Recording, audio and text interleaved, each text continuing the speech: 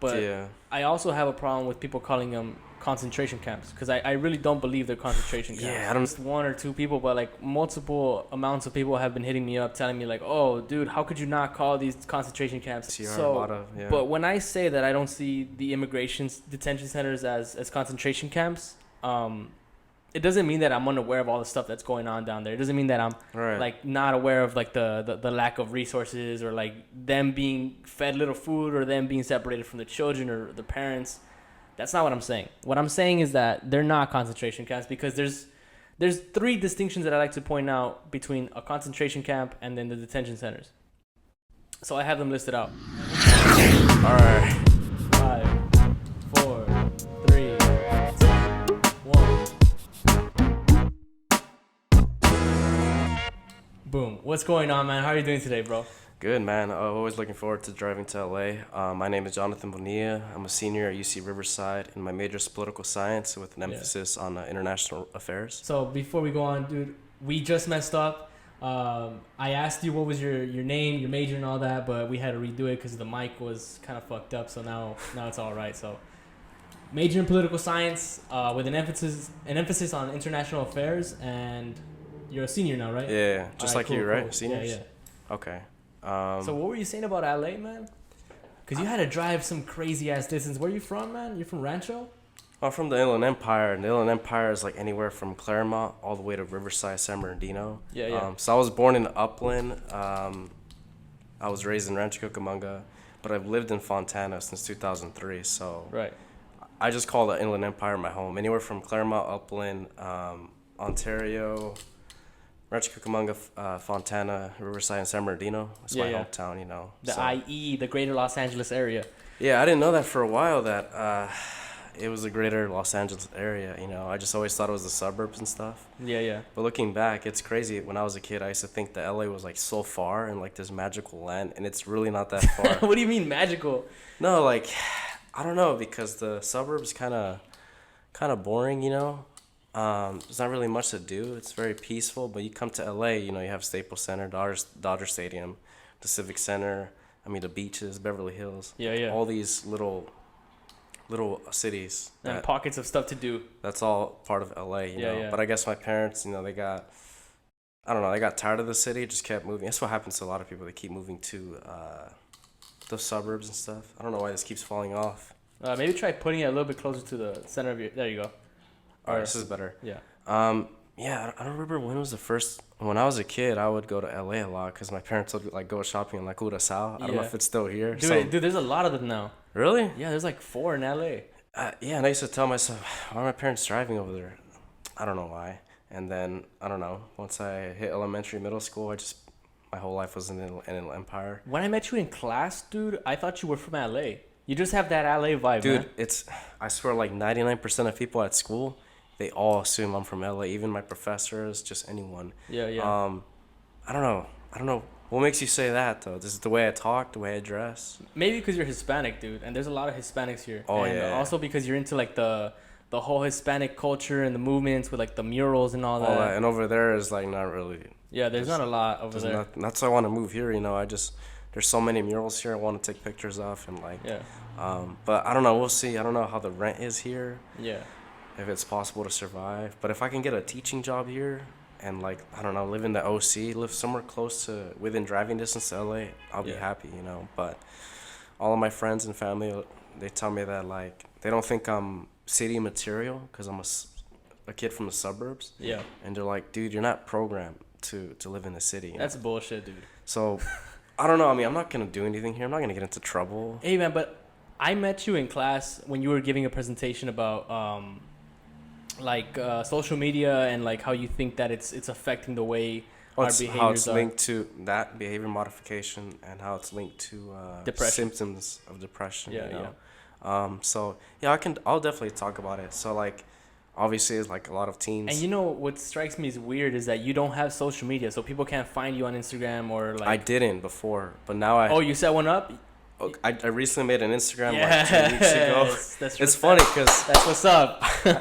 I talk about all of this stuff, right? And look at me making Instagram. I didn't start using Snapchat until summer 2017.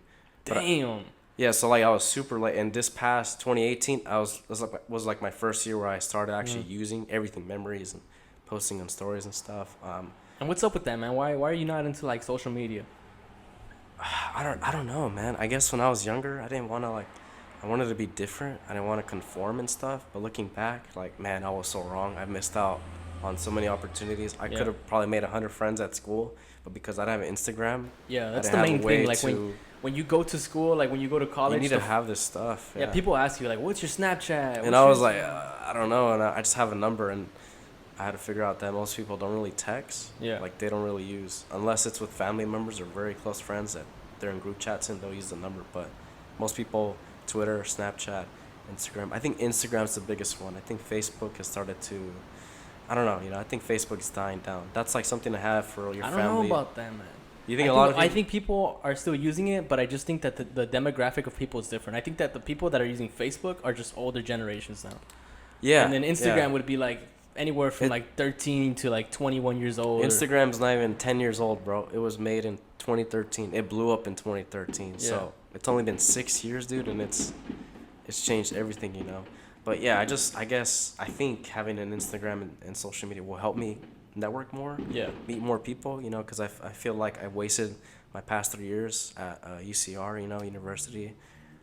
So You I wasted it? Yeah, like not meeting enough people or just I've had all kinds of experiences and stuff, and I think it's just because of the way I am, I feel like that's why I want to live in LA. I think I'll fit better here. Yeah. I'll be more at home here than people in the suburbs in the IE because I don't know, from my experiences they're kind of too sensitive or they're just not as open-minded as people in LA, You think so? Yeah, here, man, there's everything. All kinds of. You go to Melrose Avenue, I think that's what it's called, where all the stores are at. Yeah, yeah. I was there. Hollywood. Yeah, Hollywood. I was there in May. You see all kinds of people running, walking their dogs. You see hipsters. You see people from every single. And what do you get in the race. suburbs, man? Huh? What do you get in the suburbs? It's the same, but it's a driving culture. Oh, Everyone okay. drives. You don't, and only kids play within their neighborhood. But it's Yeah, a yeah. driving culture. If you don't have a car, man, there's not much to do. Most people will stay inside. I think teenagers will stay inside on YouTube playing video games and stuff, or Yeah. FaceTime and stuff. But when you have a car, you actually, go to the mall and stuff, go out to eat, go to the parks to play baseball and stuff. But obviously, LA is more diverse than Yeah. the suburbs. But the suburbs have everything, man. Arabs, African Americans, Caucasians, Latinos, Asians. Well, let me ask you a question. Islanders. If you were to live in LA, what would be an ideal place? Because LA is a huge place.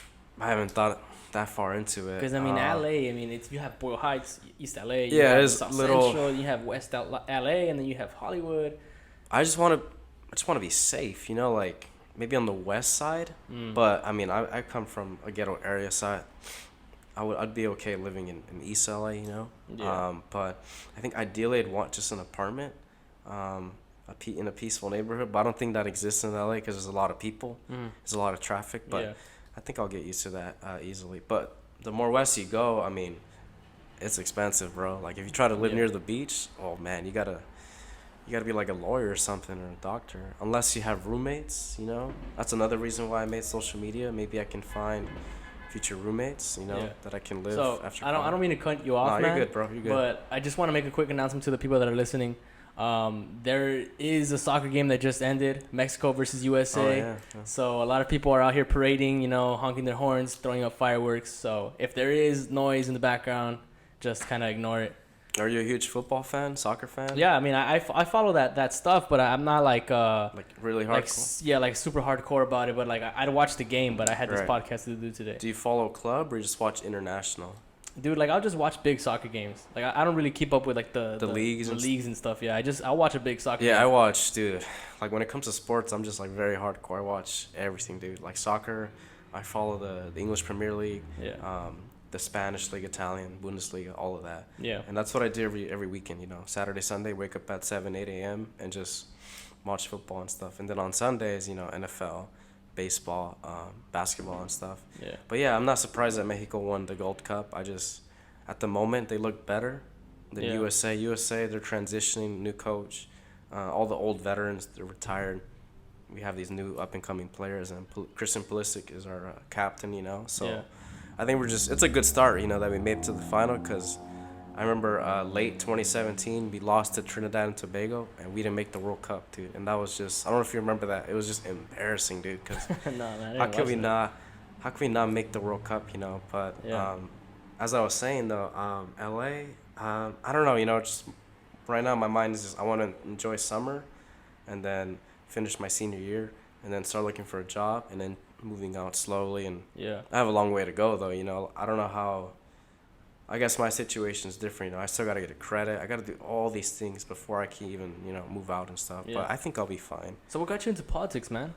Oh, that's pretty simple. I think it's always been in my blood. My parents being from Central America. I'll get to my parents in a bit, but I think I was at. Just a little closer to the mic, man. I'm sorry. All right, as I was a kid, I didn't know what politics was. If you remember that, it was just embarrassing, dude, because No, man, I didn't how could watch we that. not how can we not make the World Cup, But Yeah. as I was saying, though, LA, I don't know, just right now my mind is just, I want to enjoy summer and then finish my senior year and then start looking for a job and then moving out slowly. And Yeah. I have a long way to go, though, I don't know how. I guess my situation is different, I still got to get a credit. I got to do all these things before I can even, move out and stuff. Yeah. But I think I'll be fine. So what got you into politics, man? Oh, that's pretty simple. I think it's always been in my blood. My parents being from Central America. I'll get to my parents in a bit, but I think I was at. Just a little closer to the mic, man. I'm sorry. All right, as I was a kid, I didn't know what politics was. I always wanted to know what it was, but the main reason why I got into it is because of my 8th grade teacher, Mr. Maynard, he's a UC Berkeley graduate. Yeah. One of the best teachers I ever had, and he taught 8th grade history, U.S. history, and we just focused on. Studying the Constitution, the Declaration of Independence, and the Bill of Rights. Yeah. Because of his class, he really got me into politics. And one cool thing he does for all his 8th grade students before they graduate is you have to write a letter to yourself. So you have to write a letter to your future self 5 years from now. Yeah. And once that time comes up, he sends the letter to your house. Oh, seriously? Yeah, so it's That's crazy. wild, man. He just keeps all his letters? Yeah, he's been doing it for like 20 years. Seriously, I don't know how he man? came up with that idea. God. So I had him in 2012. I got the letter 2017. But I didn't visit him until like early 2019, this past year, Yeah. And yeah, I just told him thank you for everything. And I told him that because of you, I got into politics now, But besides that point, my parents, what they went through, it's still kind of, it's hard to believe, because my parents are normal people. They were born in El Salvador, which is, a Central American country that neighbors, Nicaragua, Guatemala, Honduras. My parents are from, El Campo, the countryside. Yeah. And it's just, if you sit there and think about it, like, it's just amazing how they came from another country and they immigrated thousands of miles through the rivers, through Central America, through Mexico, all the way to California. That always amazes me. But yeah, my mom she's 63 years old. My dad is 60. There's still a lot of their story I don't know because, they do have a lot of trauma from the things they lived through. So I think maybe after I graduate from college, I'll ask them everything because what I want to plan to do is write a book, write a book in honor of my parents. Wow, that's cool. But I want to get all the details. But it's tough, because if I ask certain things, they might get emotional and sad. Yeah. So what they've done is, throughout my 20 years of life, they stretched out the story, and every so often they'll like give me bits and pieces of their story and stuff. But yeah, You said there was like a civil war going on in Central America during the time or something? yeah. So like to explain that, it's really deep. But to how that all started, in the 1900s, El Salvador was ruled by like hundreds of powerful families, like aristocrats and stuff. Yeah. So they coined this term called the 14 familias, 14 families. But in reality, the 14 families represented the 100 powerful families, and they just abused like slave labor and, the campesinos and the working class. And over the span of 7 years, 70 years, it resulted in a civil war. But in the 1930s, I think 1920s, a guy named Faribundo Martí, which is like like a Cesar Chavez, but in El Salvador. Yeah. He led an uprising against the government that was in power, and like 10,000 campesinos, farmers, they got slaughtered, you know. Oh, seriously? God damn, that's a big ass number. 10,000? Yeah, like easily just, I mean, they had no chance, you know, against the government that had like, you know, rifles and automatic weapons at the time. So yeah, that's the reason why, like, the Second Amendment in the United States is still very important, because people don't assume that our government can, like, you just don't know. fight against us someday, but You like just don't know. it's better to be armed than not to be armed. Yeah, so they got wiped out, and he became a martyr.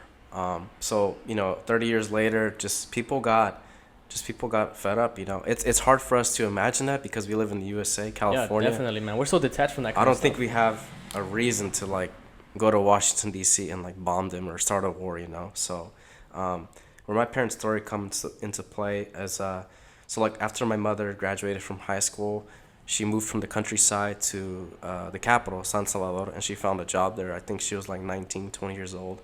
So the year is 1979. But I guess, I mean, who knows if my parents knew at the time if a civil war was going to happen. My mother was just working at a factory, you know, like a fábrica. And then, you know, one day, just these guerrilla fighters, they just stormed the factory and they just hold everyone hostage for 3 months. So, like, my mother and 100 people were held hostage for 3 months. But their strategy was to make that factory as a safe house, you know, so they can wage guerrilla war against the national government of El Salvador. So yeah, my mother spent 3 months like packing ammunition for them, so like AK-47 clips for the guerrilleros, the guerrillas, and then packing grenades. And then what's messed up is like they weren't fed, you know, by the guerrillas. They had to go beg people in the countryside and the capital for food, like just normal people. Like if I were to go to people on the street in LA and asking for food from the cars, you know. So I still don't know how my mother survived. She's always told me that the guerrillas treated her well. They never harmed the people. They just harmed the owners of the factory, which were two Taiwanese entrepreneurs. And yeah, they like, I don't know if they tortured them, but like they didn't give them toilet paper when they had to go to the bathroom and stuff. I think they made them starve, and I'm sure they have their own reasons. I'll have to like look into that. Yeah. But yeah, eventually the government closed out on the factory, and the guerrillas had to burn down the factory, and that's how my mother escaped. You know. Shit. Yeah. So my mother always tells me. I mean, who knows? I like to, but she's always told me that like she was never raped. You know, she was always treated well. Yeah. Because the guerrilleros were just normal citizens. You know, they wanted to wage this guerrilla war against. Well, yeah, they're basically a militia. Yeah, it's like the Zetas. I mean, we'll talk about Mexico in a bit, but same concept, you know. But yeah, that war lasted 12 years. You know, my mother only saw the first 6 months, I'm assuming, because she left as soon as the factory was burned down. She had a choice, you know, to stay in her hometown and like, you know, live there for the rest of her life or just immigrate. So she immigrated to Costa Rica, and she lived there for a year. That story is still unknown to me. I just know that she lived there for a year. After she lived there for a year, then she immigrated to the United States with the help of, you know, coyotes, these professional like smugglers and stuff. Yeah, the Mexicans at the border. Yeah, I can't remember what the guy's name was, but my mom is like so grateful for this guy. I think his name was Mariano, for helping her, you know, cross Mexico and reach the United States. But it's actually ironic that I live in California because my mom was supposed to go to Texas. Oh yeah. My mom was supposed to go to Texas, but I think they made a mistake and she accidentally landed in California. You know, so Damn. it's just, I'm like, that's the biggest mistake ever because oh my dude, this state, man, we live in a bubble, man. It's not like other states in America. What do you mean we live in a bubble? Like if you go to the South, I'll be kind of scared, you know, of like just walking around the street because I'm Latino, you know. Over there, there's still the Confederate flag and stuff, and there's still I'm not saying statues and all these monuments that like that ideology it's still there. Here it's no big deal to us because I mean there's so much diversity and stuff. So yeah, that's my mother's story. My dad's still blurry. I haven't really asked him about it. But the thing is, my parents had opposite lives. Yeah. So, you know, my dad had the normal. He was born on a farm, always had his family.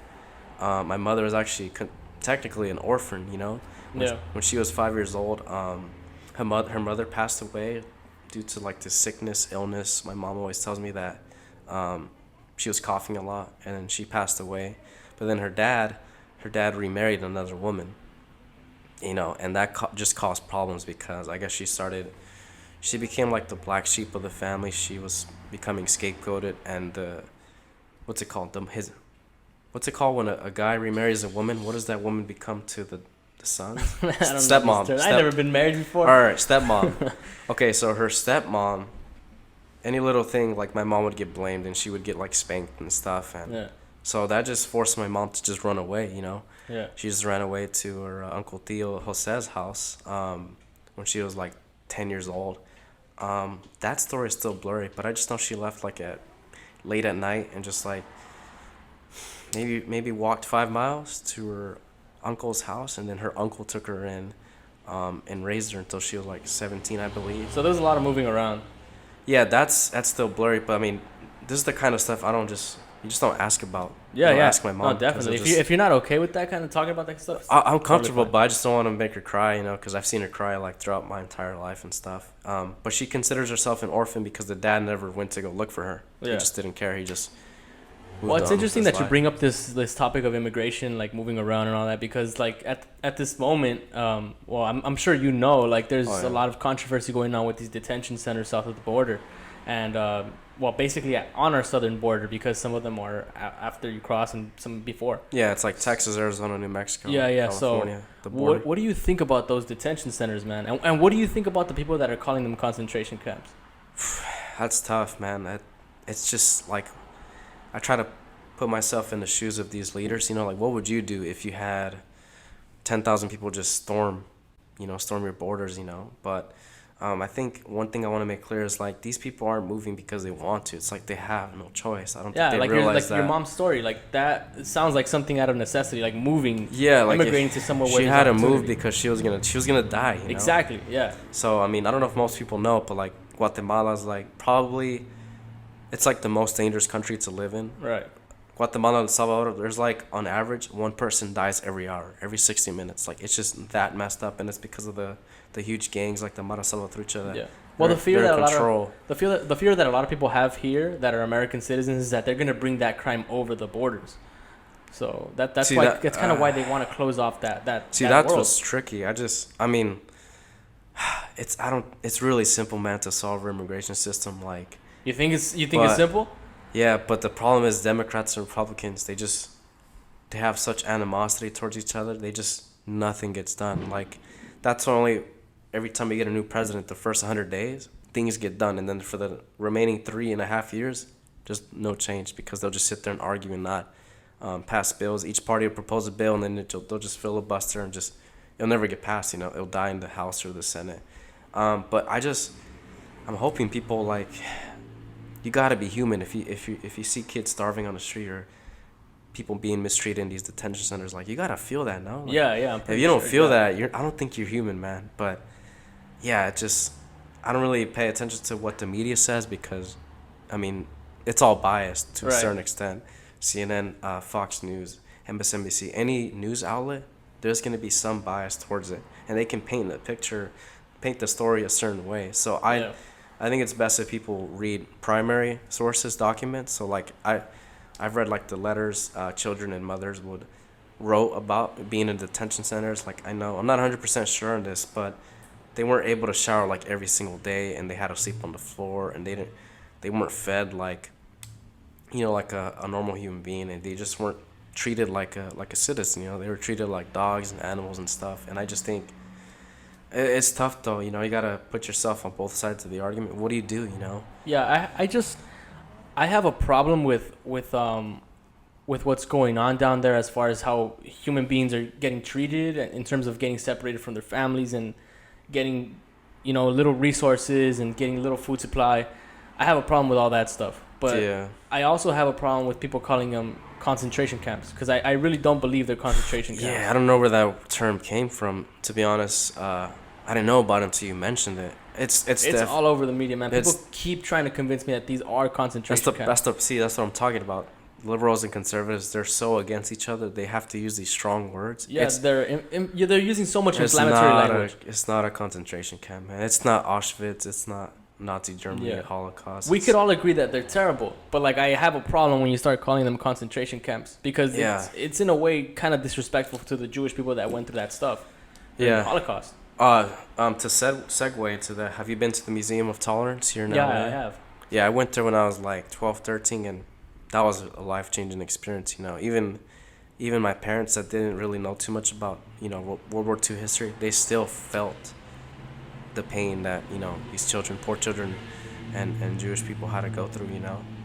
I remember like coming out of the museum, my mom just like, she felt weird, man. She like hated it. She couldn't like, but that's the point of the museum, to make you feel Yeah. as if you're in a concentration camp. Yeah, Like you 'cause can barely there's breathe. It's like, you know, you feel claustrophobic and stuff. Yeah. And the first thing they give you when you walk into the museum is a card of a Jewish person that passed away. Yeah. You know, because of the Nazi regime. It tells you, it has their picture and their story and stuff. Yeah. And yeah, that like almost made my mom cry because she had like a little girl and stuff.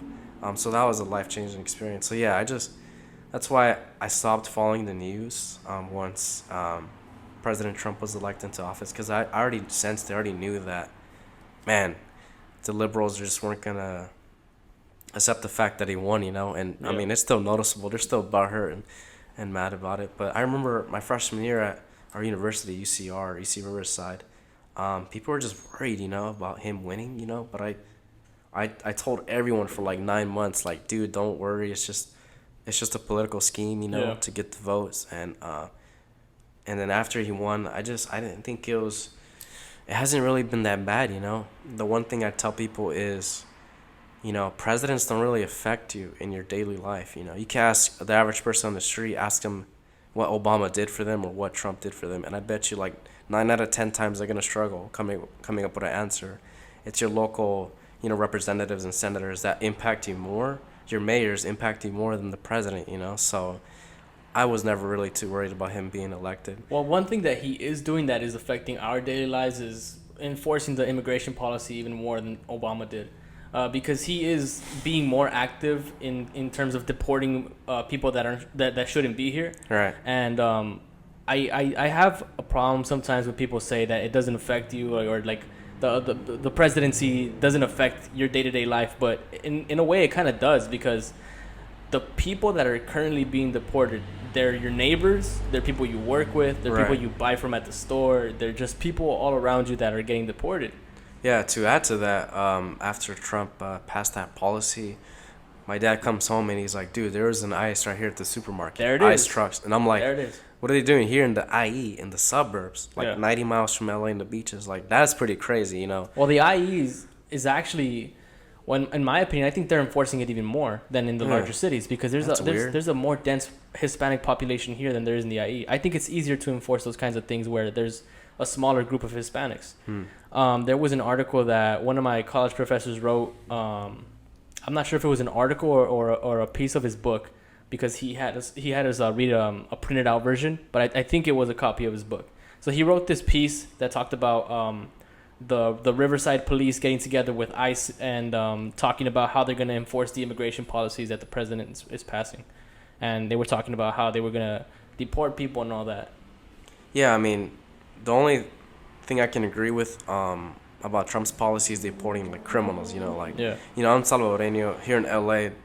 The MS-13 was born here in LA, and they dominate a lot of the cities in El Salvador. I think that's fine, like, deport criminals, you know, but like people that just want a better life, like, why you gotta deport them, you know? Like, if you look at the spending, the funding we use towards the military, dude, it's ridiculous, man. It's probably like $500 trillion, you know.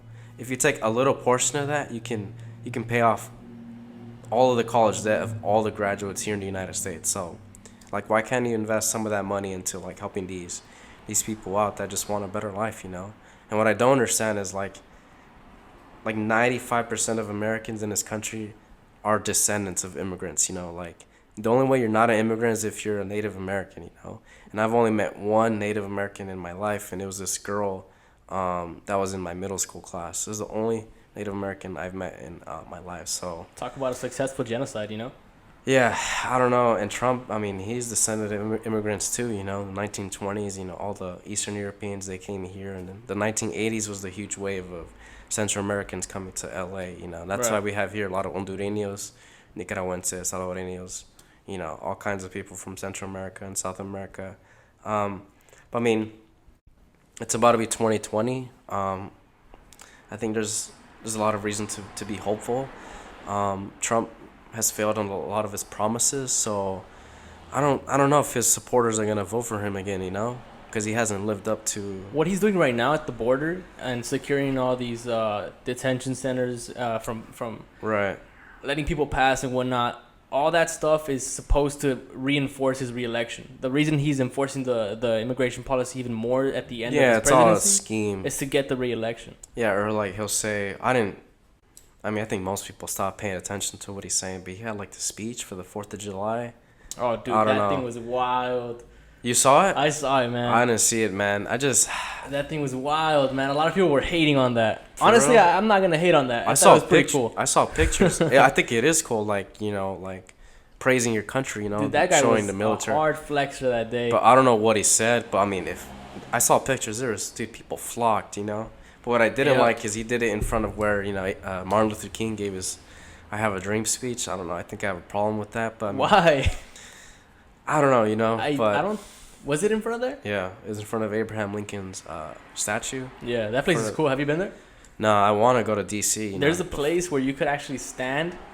Like, there's a marker on the floor that lets you know where Martin Luther King Jr. gave his Wow, speech. Yeah, so that's you could crazy. go there and I didn't stand know exactly that. where he stood. And you can see like. Yeah, it tells you right there. Martin That's Luther King crazy. Jr. stood on this day to give his Do you speech. remember how big the Lincoln statue was? Like, Oh, dude, that thing was huge. like two-story I houses? think people underestimate how big that thing is, man. It's pretty huge. Like a building, like a 10-story building. Nah, not that big, but it's a big giant Abraham Lincoln. Is it like two houses on top of each other, that kind of size? Possibly. Dang, that's crazy. It's a So huge ass did ape. you just go there for like vacation or through a program? No, I went to look at colleges in the East Coast. Oh, okay. So So is this when you were in high school? Yeah, when I was in high school. Oh, wow. There was a trip and we all went. No, not all of us, but me and a couple friends. So what'd you think of the East Coast? What was your vibe?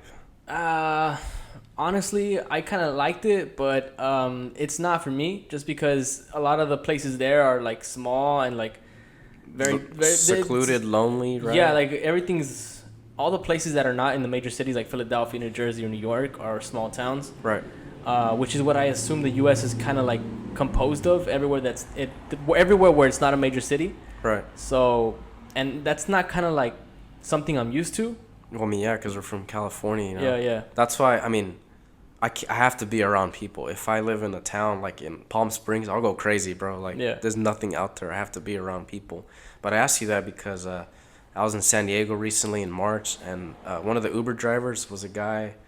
I think he was Croatian. Yeah, ironically, he was Croatian. We started talking about the World Cup, but he was telling me how he worked in the East Coast, and he just didn't like it. He said people were assholes over there and just mean to him. And then he comes to California, and he's like, "You guys are so positive."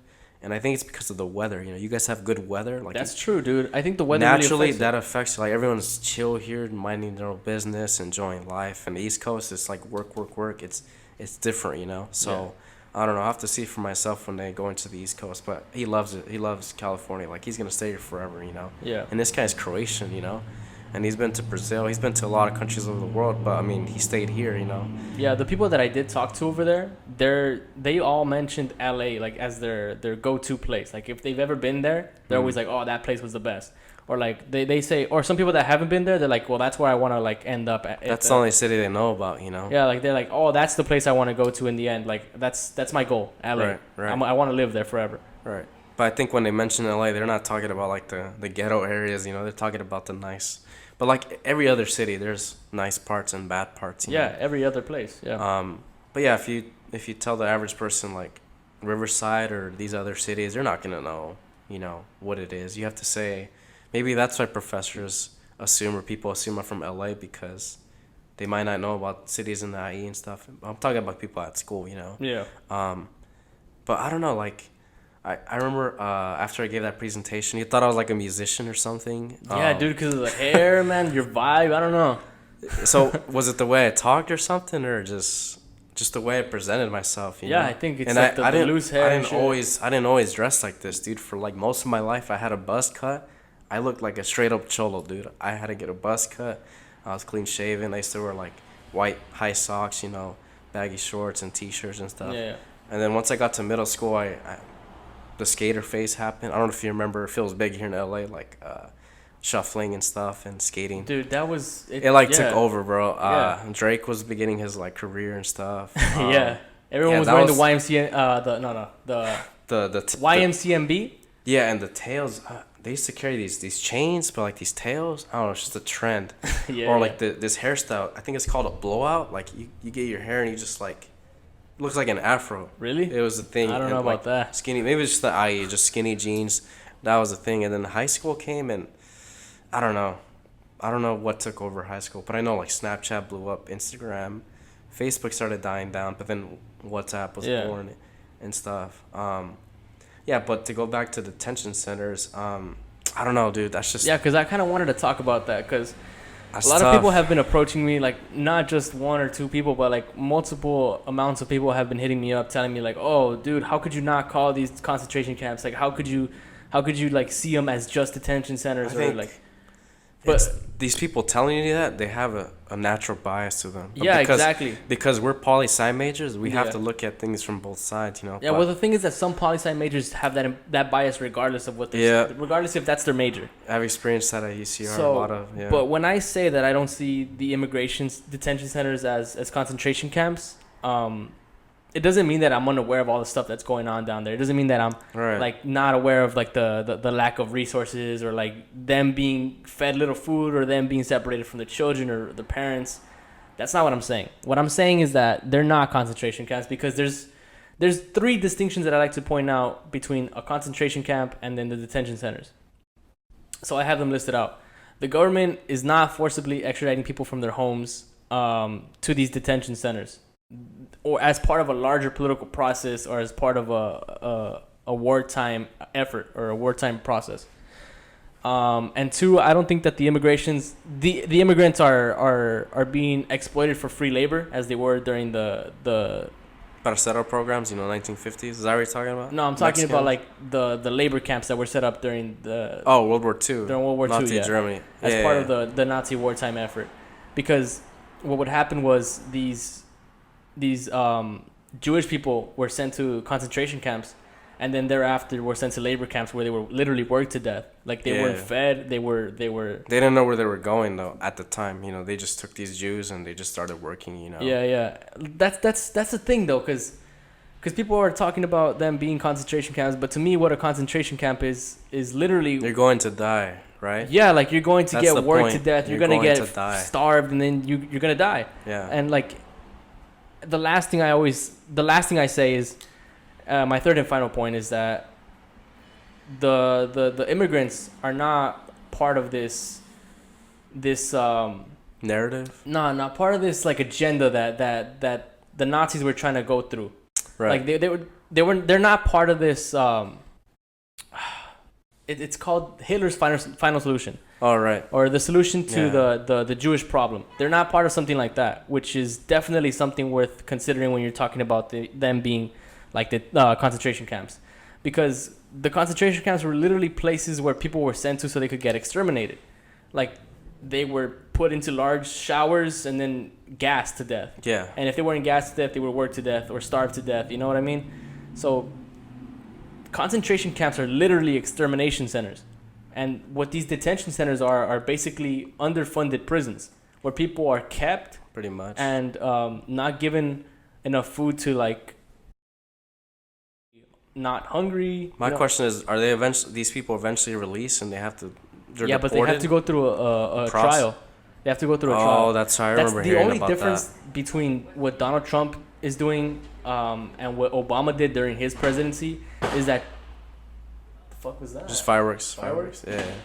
So the only thing that Trump is doing differently is that Trump is treating every person that is going through these borders as criminals. So they have to go through a trial.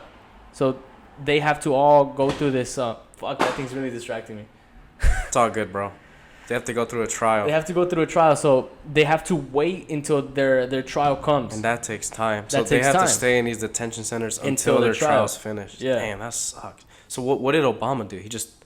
Well, He would keep them he for a certain amount of protected. time. He protected them with this. I remember he passed an executive order, Yeah. and so all these people can come out of the shadows, But I mean, obviously, when Trump came to office, he took that away. He made that disappear. What Obama was doing was he kept them in detention centers and then released them back outside of the borders. Okay. What Trump is doing now is he's making them go through a trial.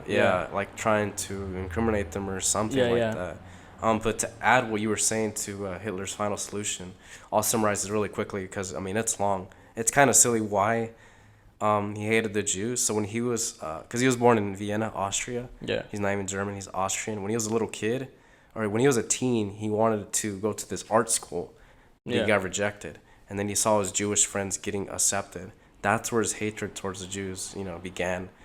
So then he became like an anarchist, and then eventually was thrown in jail. And in jail, he wrote, Mein Kampf, Mein Struggle. And in that book, he outlined the final solution and how he was going to exterminate this entire race. I also forgot, too, before he went to jail, he served in World War One.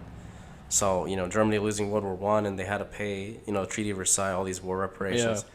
He blamed it all on the Jews, because the Jews were. I mean, it's true if you think about it. If you go to Google and look up the most famous Hollywood celebrities, they're Jewish, bro. Jews are like the most powerful people in the world. Adam Sandler's Jewish. Like, there's a list of like 150 A+ Hollywood celebrities. They're all of Jewish descent, dude. Jerry Seinfeld, Adam Sandler. So yeah. Hitler was just pissed off at them, and once he got into power, it slowly happened how they started to alienate the Jews. Like, they were prohibited from, you couldn't be a lawyer if you were Jewish, or a doctor, or business owners. Like, all those occupations were taken away from them.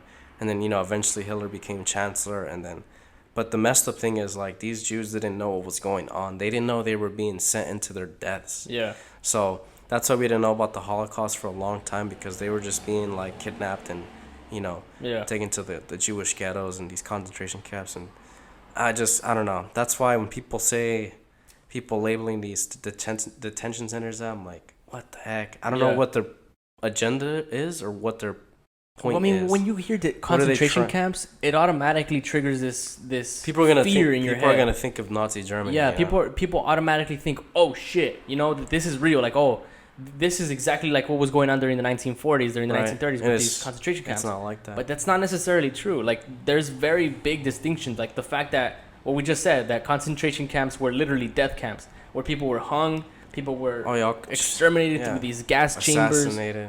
Yeah, a lot of people had to go through some tough times. See, that's my problem with the media, these journalists. Like, writing about these stories, it's not going to change anything. Only our leaders can change stuff. But, I mean, that's why, I just tell people, just be patient. Wait till, the primaries. There's 25 Democratic candidates. Hey, man, who are you for, like, this new upcoming election? I don't know. But honestly, if any of them win, I'll be okay. Anyone else but Trump, I'll be okay with. Even if... I'm on the Yang gang. You really like him? Yeah, I like Andrew Yang. I just don't think... I mean, honestly, it's going to be Biden and Bernie Sanders. Yeah, he's not on the polls. Just because of their popularity. Yeah. It's going to come down to those two. But I think I'd really like to see Bernie Sanders, only because I'm a college student, and if he can get rid of our debt, dude, that'd be amazing. And he actually added up all of the students' debts. Yeah. And nationwide, it's only 1.7 trillion. It's only 1.7 trillion. It's a lot, right? But if you compare that to our military funding, 500 trillion and 1.7 trillion, like, bro, come on. 500 trillion? That's how much we spend each year to have the world's most powerful military. And I don't know why. That's true. Dude, okay. I don't know if that's true. Let me just fact check you on that, because I don't want to. Do you know what a stealth bomber is? Those aircrafts, these fighter jets, each one's like, dude, it's a ridiculous amount of money. You never heard of that? How much we spend on the military? What's the budget? What's the budget? I know for sure it's in the trillions. Okay. 700 billion. That's nowhere near trillion, man. That's why I was like, dude, trillion is way too much, man. Because I think the annual budget of the United States is like something like 17 trillion or something. All right. That's totally way off. But the number was close. I was like 500, 700 billion. Okay, oh my God. The debt is more than that? Yeah. I don't know how Sanders going to do it, man. That just... Like, where's that money going to come from, And how... You know where it's going to come from. It's going to come from the 1%, the taxpayers, the ones that pay most in taxes. Right. He's trying to tax the 1% somewhere crazy, like something above 90%. Dang, that's... And the thing about the 1% is that you think about people in the 1% as people that are running these large corporations that are part of these big businesses. but that's not necessarily true. You just It's have to be tough. making above the marginal rate, Right. which I think is like somewhere like 500,000 a year, Right. and you're automatically considered as high class, one percenter. Yeah, that's why I always have this discussion with my best friend from school. He's a poli sci major too, and I mean, he's really biased. Like he hates Republicans and stuff, and Why? he's a military nut. He tells me all this crap and stuff, but sometimes it's hard to retain everything he tells me. I don't know why. Maybe he's from Palm Springs. His family are like construction workers. He's a Yeah. jardinero. He's a gardener. But he just tells me how his opinion of how Republicans have like ruined the country, starting with Reagan. See, this is where Ronald Reagan. I'm mixed on Reagan because of Ronald Reagan. My parents were able to immigrate here Yeah. and get their U.S. citizenship. Yeah. But then his Reaganomics created the 1%. Because he was the first one to give these huge tax breaks to the Yeah. rich. And it improved the economy. Yeah, so I mean, it's tough, and he just tells me, like, look at the Clinton and Obama years, right? Our country, as far as my family's concerned, were the most peaceful years of my life. The Obama years, the most peaceful years. The Bush years, I remember going through the Great Recession. What do you mean by peaceful, though?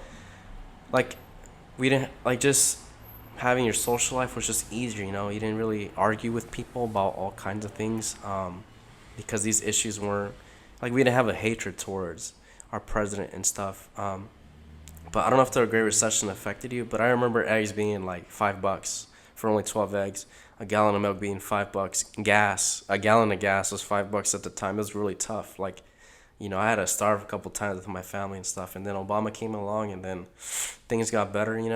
Maybe because I don't know, my parents were making more money, but the vibe was just better. And then with Bush, the Iraq War, I don't know if that was good for our country. And Yeah, then, I mean, what he did was he also did It's what tough. Reagan did. He did the budget cuts for the people in the top brackets, and it actually improved the economy as well. yeah, that's why it's tough. It seems like, well, my friend, he narrowed it down. He's like, Republicans, they want to live great now Yeah. and suffer the consequences later. And Democrats, live okay now and try to live better down the road. I'm not sure if you can summarize it that way. But the 90s, I mean, honestly, Bill Clinton didn't really have to do much as president. It was just a peaceful time. People were watching Friends and Seinfeld and sports and stuff. We didn't even have a war in the 90s. It's funny how you break So- down politics to the shows that we watched in the 90s. See, that's why I majored in politics, because it's everything, dude. Like, everything in our daily life, it's included in politics. Pop culture, that's political too. What we're doing right now, just interacting with people on the street, that's all politics. I really think that politics is like the most important thing, at least in our country. Yeah. As compared to, I mean, I'm not dissing like the other academic disciplines. They're important too. We need psychology, sociology. Yeah, but they all tie back to politics because who are the people that are going to control all that stuff, Everything, politicians. it all correlates and it's interconnected and stuff. Yeah. If scientists want to do something that's going to require government funding, then it's politicians that get to sign the bill and how much budget they get. We need everything, man. Everyone. See, this is why I wanted to come on here and just let people know that, like, you can really impact your community just by yourself. If you can help people around you, maybe they can help people in their areas, and hopefully that can start like a trend. And just, it's not gonna take one person to fix the country. It's gonna take everyone, man. And that's how we need we need scientists, teachers, politicians, but it's tough. Other European countries laugh at us, because of our problems, but they shouldn't say that, because we're unique. We have so much diversity. If you go to Germany, France, Mostly Germans and French. they don't have to deal with race, you Yeah. know. And France, in Paris, they do have like Africans and Nigerians and stuff, but they don't have the amount of diversity that we have. And that's why we have a lot of problems, because it's a lot of ideas. Yeah, that's the problem. Is that It's a melting pot. It's not easy, We're doing the best we can to. yeah. I still think this country's the best in the world, I'd rather live here than Central America. That's the main reason why I haven't visited my family in El Salvador, because the gangs, they'll force you to join the gangs, and if you don't, they'll just kill you, Yeah. If you don't if you don't join the gangs, or like do the things they have to say, they'll just kill you, So like why go over there, But that only goes for young people. If you're like 40, 50, you can go. Like my parents, they've gone back and like nothing, because why are they gonna recruit old people, Yeah. They already lived their life. So it's just a danger for young people to travel to Central America and stuff. But I don't know if you feel that way, man. Like, do you think is the best country in the world. You know, have you ever had a bad experience? I'm this really country? proud of this of where I'm from. Like this country has provided for me a lot of opportunity. It's this country is the reason why I'm going to a university. You know, that's highly ranked. Right. Yeah. You know, UCR has one of the best business schools. Even though I'm not a business major, but Right. still, you know, the fact that this country has paved the path for me that my parents probably wouldn't have been able to pay for themselves or pay for me just by staying in their home country. You know, what this country has allowed me to do is just phenomenal. And I know that if it wasn't for my parents deciding to immigrate, then I wouldn't be where I'm at right now. You know, Yeah. I wouldn't have so much of the opportunities that I have. So that's how I see this country. You know, I see it as this place where you can grow, and there's not going to be a lot of barriers for you to do that. Yeah. I still see it as the land of opportunity, even though Exactly. a lot of people in the world are gonna, you know, strike that idea down. But it's true, man. I've always been patriotic. Every Super Bowl, I'll like barbecue food. This Yeah. 4th of July, I always barbecue hamburgers. That's why I got that and hot American dogs. flag up there, man. Oh yeah, dude. We have a lot of American flags in my house. My parents. American what? American flags. No, bro. American flags. We have some of those too, though, and they're cool. My parents are. My parents are, yeah, very proud to. I mean, because just for them to live a peaceful life and be a homeowner, that's enough for them. That's the American dream for them, you know. Yeah. And I'm thankful for my mom in showing me that, you know, education's the path, is my only path to, you know, get out of the ghetto, get out of poverty, and just try to reach the middle class and live a decent life. But yeah, man, if I was born in Central America, I wouldn't have gone to school, man. Probably be like, I don't know, a farmer, maybe living in the city, not really doing much in my life, because over there you gotta pay for your own stuff. Right. There's no financial aid. Yeah. You gotta work and go to school. And I know there's students here that work and go to school, but I mean, there's just so much more opportunity, you know. It's just I don't know. I can talk about this country for ages, you know. I still think it's the greatest country, and that's why I try to tell people that are foreigners, like at our school. Yeah. You know, if you don't like your home country, I mean, try to live here, you know. I know it's expensive. I know California's expensive, but man, I really think we're lucky, dude. We're spoiled that we live in LA, Hollywood, in the IE, because it's not like that in other countries, you know. No, definitely, man. Some places, you know, you're worrying about where you're gonna get your next paycheck from, or you're worrying about gangs, or you're worrying about someone persecuting you just because, I don't know. Yeah, here you can be whoever you want, man. You can be yourself. It's not like that in other countries. I mean, in some countries you got the government persecuting you, you know? Like, have you been to Mexico? Have you visited in your lifetime? The farthest I've gone is TJ, man. Okay. Just even crossing the border, dude. It's a whole different world. Like if you look at San Diego and Tijuana, dude, it's like another planet, bro. Yeah. Tijuana used to be safer, but now it's like you know, dominated by the cartels and stuff. Even Cancun.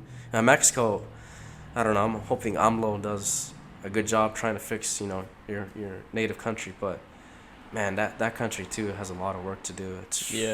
That's why I haven't visited. You know, most of my friends are Mexicanos. Yeah. And they always tell me, "Yeah, you should go visit." But I'm like, I don't know, bro. I'm honestly kind of scared, you know, especially that I'm Salvadoreño, and you know, Mexico, they had this stupid rivalry. Yeah. My parents explained to me it's because in 1982, El Salvador beat Mexico in a soccer game, a qualifier, World Cup qualifier. Yeah. So Mexico didn't go to the World Cup and we did. That's where the stupid rivalry started from, you know. You think so? But it's our parents' generation that they would hate each other. But our generation, nah, we're different, man. We're more open-minded. Yeah. I haven't really gotten any crap from Mexicanos and stuff. I mean, being Central American, I do feel I'm just different, you know. I'm kind of like alienated because Mexicanos, at least for the most part, you guys are very close to your family oriented. But I'm just generalizing, you know. Obviously, not every Mexican is like that. Mm-hmm. But if you look at Central Americans, have you met Central Americans at our school? Not really. You don't know too many of them, right? No, I don't really know too many. I'm not surprised because we tend to be loners, you know. I guess we're too prideful and we want to do things on our own. Mm. I've only met like probably 5 Salvadoreños in my entire life, dude, here in Southern California.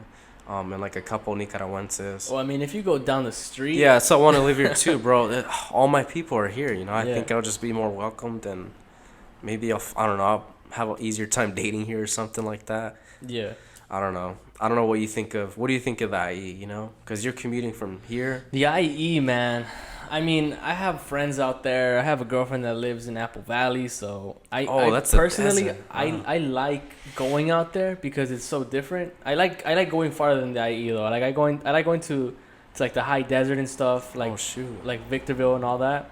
Because I mean, when you go out there, you're kind of so well for someone that's been surrounded by a city life for like my entire life. Yeah. It's really nice to get out there and just You relax. yeah, right? relax. Look at the mountains and look at the landscapes and the It's valleys. quiet, and you can actually see the quiet. stars. You Yeah, look up exactly, you can man. see the universe. Here I you don't can. know if a lot of people that They- haven't been out there know, but there's fucking stars out there. There's a lot, man. Yeah, dude. Everyone's got to just see a clear night sky at least once in their life, you know? Yeah. There's a lot to think about. Speaking of that, have you ever been to the Joshua Tree National Park? No, but my little brother just went Oh, when did he go? like a month ago. I went like 2 weeks ago, bro. It was my first time. We went at midnight, like me and 5 other guys, 5 of my friends, and like once we got out of the car, bro, we didn't talk for 5 minutes, and it was just dead silent, just peaceful. We looked up and like we were tripping out at first because we thought it felt like the stars are gonna fall on you, dude. and we saw like 18 shooting stars. I mean, I missed all of them. I don't know how my friends, they saw a lot of comets passing by and stuff. Yeah. I'm like, what the heck? But just being able to look at the Milky Way, like one of my brother's older friends, he's like a photographer, so he was telling us where the star constellations and stuff. So like Yeah. I was able to see Big Dipper, Little Dipper. But dude, it's just everyone has to do it, man. You gotta go. Yeah. It's a once in a lifetime experience. Just It's ki- scary, man. it is scary. It's scary because like when it's dark and you're like looking Dude, up at the there's sky, nothing. you're like, what? Dude, you can't see the road. It's just pitch black. Yeah. We took our flashlights and stuff, but dude, there's nothing. You just hear like wolves and coyotes and stuff, and Yeah. like creatures that live in the desert. But yeah, dude, it is just so peaceful. But the only scary thing is like there's no phone reception out there, dude. Once you enter the park, your phone's dead, bro. You're like so far away from society. I mean, we're not that far from Palm Springs, you know. And Yeah. there's a town too near Joshua Tree, so it's not like you're gonna die. You can always walk back. Yeah. But that's scary too. Just walking down the street, Knowing walking that through you're this- in the wilderness, and there's nothing, bro. If a wolf, I mean, I don't know what would happen if you Yeah. see a wolf, right? that primal human fear starts kicking in, right? Like Yeah.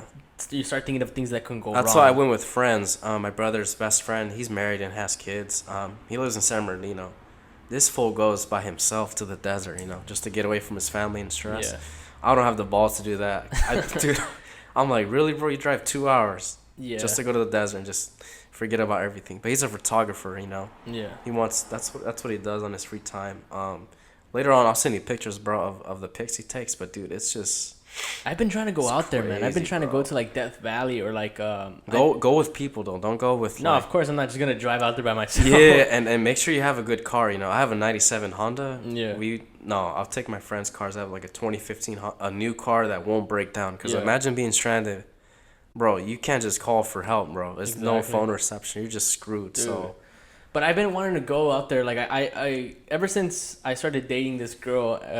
so she's from the high desert. Yeah, she's from the Born high and raised? desert, so it's very different from what it's like here. Everything's like a town, and it's kind of weird when you think that when you stop and think that this place is actually real, and it's only like 100 miles from LA. It's not that far. Yeah. Yeah, and it's like completely different. Like Yeah. you're right next to the mountains, There's like wildlife all around you. Literally, you're just seeing coyotes walking down the street. You're like, what?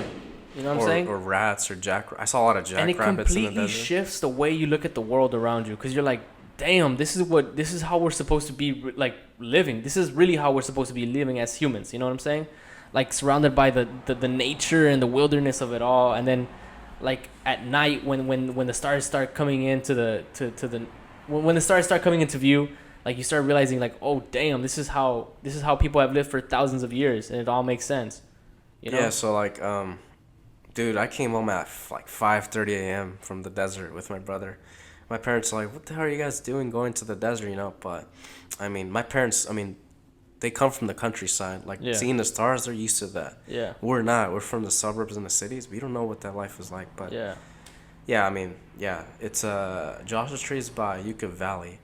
I haven't gone to Apple Valley though. My brother and his friend, they go up there because there's a there's a racetrack up there. A lot of companies go to. They're huge car fans. They go. And for the people that don't know why the place is called Joshua Tree is because there's all these. There's a lot of Joshua trees. Joshua trees. Yeah. Joshua Tree.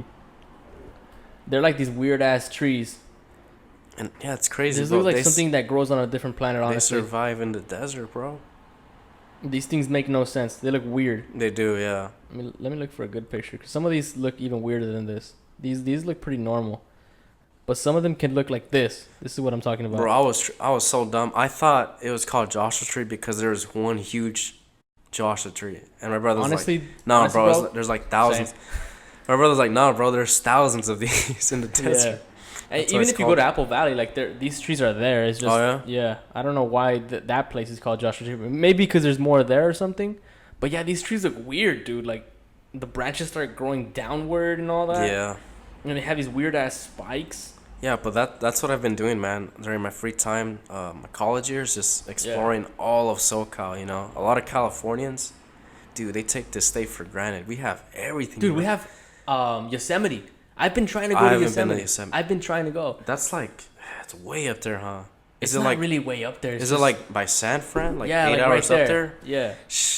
It's not that far, man. The thing is that it's in California, and we don't take advantage of it. Like it's right up. It's right up the state, you know. Yeah, but like, would you go to like camp there just one day, like leave early? No, I kind of want to be there for like a good 3 days, you know. And just either lodge or camp. I want to camp and lodge. Honestly, I'd do lodging with friends, and I'd camp like kind of with a smaller circle of friends. So have you been to Palm Springs or no? No, I haven't been to Palm. Okay. Well, actually, I did go to Palm Springs on my way to Arizona.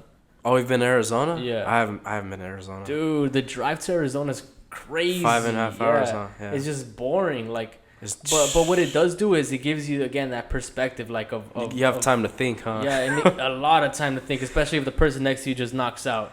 Ah, man. But like I'm saying, it gives you perspective. Like, it makes you really like wonder about like all the nature that surrounds where you're from. You know. That's why I tell people here, like, dude, we're in a bubble, man. Our life. So yeah, I'm fortunate to have. I've been everywhere from Venice Beach to LA. Yeah. To the IE, Riverside, San Bernardino, Palm Springs, Joshua Tree. I still need to go to Victorville. Oh, I've been to San Diego too. Yeah. Where San Diego is at, it's just San Diego and then a bunch of like the drive to San Diego, just a bunch of mountains, bro. There's nothing.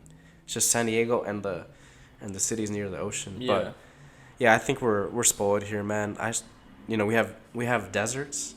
We have snow, rain, lakes, places to hike, the beaches. Like, dude, I don't know any other country in the world or place that has like every kind of climate environment, you know? Like, maybe another time I'll sit there and like try to find one. But no, California, dude, we have everything. Dude, yeah. But Death Valley, I don't know if I'd go there, man. I'd be kind of... It's just, I looked up places where you could just go and look at the stars and the Milky Way galaxy. I think the safest... Just Palm Springs and Joshua Tree. Like, I think I only went there because like my best friend's from Palm Springs, so like if anything he can just like help me out, you know, because he lives there. Yeah. But yeah, now I look kind of stupid because I would roast him. Are you a Star Wars fan? Huge Star Wars fan? No, I have never even watched any of those films. Okay, never mind. One of the main characters from Star Wars, he's from a planet that's just desert. Yeah. So for 3 years I would roast my best friend, calling the Palm Springs like Tatooine and stuff. You know, Yeah. He would get like butthurt and stuff. But I mean. Now I look stupid because I see why people live over there. You know, people go to retire in Palm Springs because it's peaceful. Yeah. And you can see the stars and you're just away from the stressful life of like the city, you know? Yeah. Not everyone, like, I don't know, has the city like, you're from the city though. Has it bothered you, the amount of people? There's like 10 million people. Yeah, I think that in there's LA. this kind of like, there's a vibe here that's a little bit more, it's meaner. It's meaner living in the city. Like everyone's kind of more... Everyone has kind of like this animosity towards everyone else. That's true, bro. Every time I've come to LA or Hollywood, I've gone people like, I don't know, say shit at me or like honk their cars and stuff. And when you go to the IE, it's more calm. They're nicer people. Even if people will actually talk to you. Yeah, people talk to you. Like, even driving down the street here can be like, it can be tedious because people will honk at you. People will tell you things. People will like, I mean, they're just impatient. Yeah, I mean, people want to just let their anger out. That they deal with here in the city on you. That's why I don't get the road rage and stuff. Yeah, every time I've come here, I try to like I've started conversations with strangers, but eventually I've like pissed them off, and I don't know how, dude. I think it's just because they're from the city, man. They're not. I don't know if it's jealousy, you know, that I give off this like calmness vibe, and here it's like you drive, you go to work, and that's it, you know. Yeah, it's weird. So, but it is already an hour long, and that camera's gonna die anytime soon. So if you have any last words, man, I think right now is the time. I just wanted to say thank you for having me, man. I always like driving to LA. I do want to come back on the podcast. Yeah, come back again, man. Whenever you want. We'll have to, because I can talk about a lot of different things, man. Yeah. We'll have to like cut it up. Yeah. Hoping this podcast is interesting for other people, you know. But the last message I want to tell people is, you know, just try to be the best version of yourself possible, and if you can, try to impact another person's life, because you don't know what people are going through. You know, maybe just smiling at them, maybe just making them laugh, or asking about their day can save them from like suicide, you know, or doing something they'll regret in their life. So I mean, that's my mentality, man. Just try to be positive, because I wasn't always positive, you know. I just recently got out of this like little mini phase of like depression and stuff, having symptoms of depression, and I laugh at it now because, you know, I can't believe I let myself fall that low, and I'm just happy to be back to normal and happy to, you know, at least try to inspire other people and like make them laugh, or just in any way that I can, you know. Yeah. But yeah, I want to live here eventually, and if I could be a teacher here, dude, I'll be happy, man. Just awesome. Yeah, dude. Awesome, man. Well, thanks for being here, bro. All right, Jonathan, thanks for coming to the podcast, and everybody, we'll see you guys next time on episode 19.